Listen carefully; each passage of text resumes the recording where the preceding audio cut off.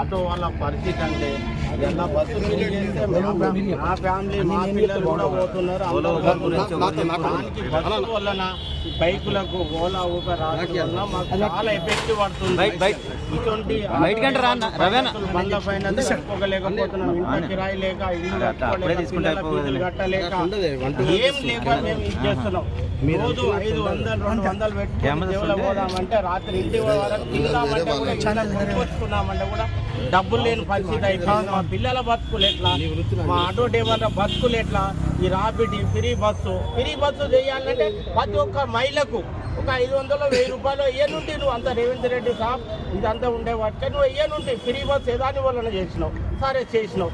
Ola Uber rapid అదంతా ఎందుకు మాకు అదంతా పెట్టినందుకు బైకులు టెక్స్ ప్లేట్ ఉన్నదా? అది లేదు. ఏమన్నంటే నా వాళ్ళే ఎక్కి అందరూ కేసులు అవుతున్నాయి. మా ఘోరంగా లేడీ